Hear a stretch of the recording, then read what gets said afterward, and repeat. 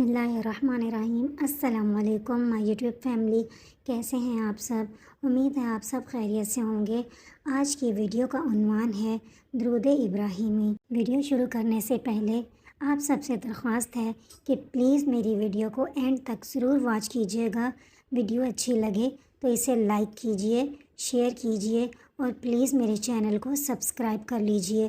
تو آئیے آج کی ویڈیو کا آغاز کرتے ہیں۔ درود ابراہیمی نماز میں پڑھا جانے والا درود ہے۔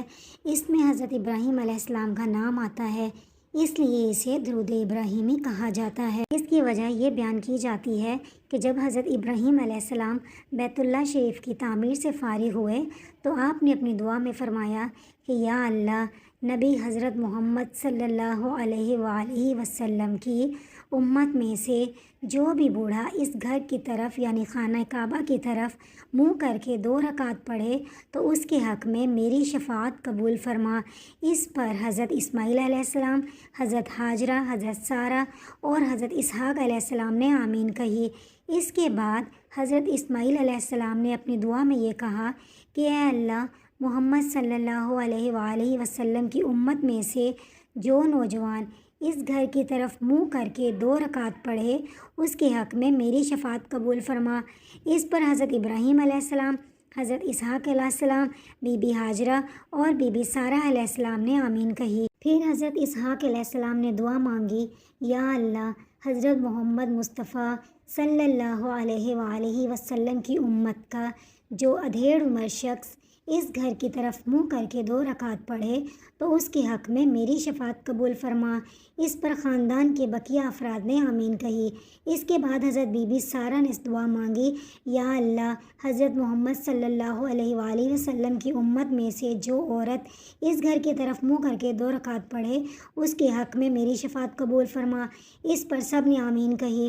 آخر میں حضرت بی بی ہاجرہ نے یوں دعا کی کہ یا اللہ، امت محمد صلی اللہ علیہ وآلہ وسلم کی طرف سے جو لڑکی اس گھر کی طرف منہ کر کے 2 رکعت پڑھے اس کے حق میں میری شفاعت قبول فرما۔ اس پر سب نے آمین کہی۔ حضرت ابراہیم علیہ السلام کے خاندان کا یہ قیمتی تحفہ امت محمدیہ کے حق میں پیش کیا گیا۔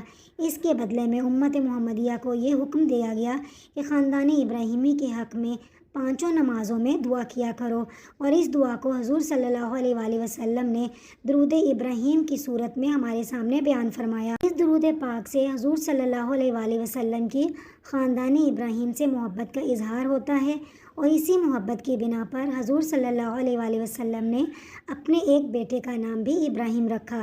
اس کے علاوہ معراج کی شب حضرت ابراہیم علیہ السلام نے حضور اکرم صلی اللہ علیہ وآلہ وسلم سے کہا تھا کہ اپنی امت کو میرا سلام کہہ دیجیے گا۔ اس سلام کے جواب میں آپ صلی اللہ علیہ وآلہ وسلم نے درود ابراہیمی میں ان پر سلام پیش کیا۔ یہ درود تمام درودوں سے افضل ہے کیونکہ اس درود کے الفاظ حضور صلی اللہ علیہ وآلہ وسلم کے بیان کردہ ہیں، اس لیے اس درود پاک کو نماز کے علاوہ کثرت سے پڑھنا دینی اور دنیاوی فیوز و برکات حاصل کرنے کا بہترین ذریعہ ہے، اور اللہ پاک کی رحمت و خوشنودی حاصل ہوتی ہے۔ دنیا کے تمام کاموں میں آسانی پیدا ہو جاتی ہے اور قدم قدم پر اللہ پاک کی مدد بھی شامل رہتی ہے، تمام حاجات بھی پوری ہوتی رہتی ہیں، حضور صلی اللہ علیہ وآلہ وسلم کی شفاعت واجب ہو جاتی ہے، رزق کی تنگی دور ہو جاتی ہے، مال و اسباب میں برکت پیدا ہوتا ہے اور ایمان پر خاتمہ ہوتا ہے۔ اس کے علاوہ آخرت کی زندگی سے متعلقہ تمام منازل آسان ہو جاتی ہیں۔ اس درود پاک کو معمول سے پڑھنے والا جنت میں جائے گا۔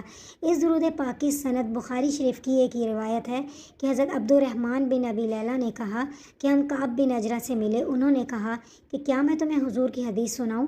ہم نے کہا فرمائیے۔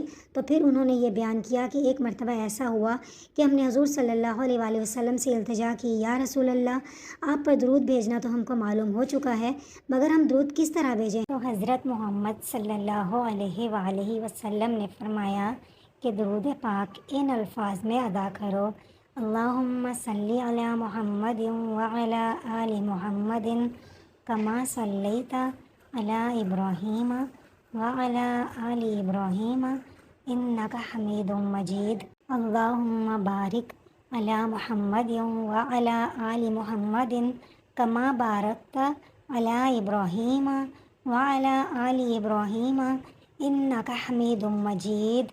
اللہ پاک مجھے اور آپ سب کو درود ابراہیمی کثرت سے پڑھنے کی توفیق عطا فرمائے، اور اس پاک درود پاک کے صدقے اللہ پاک ہماری تمام مشکلات کو حل کرے۔ آمین ثم آمین۔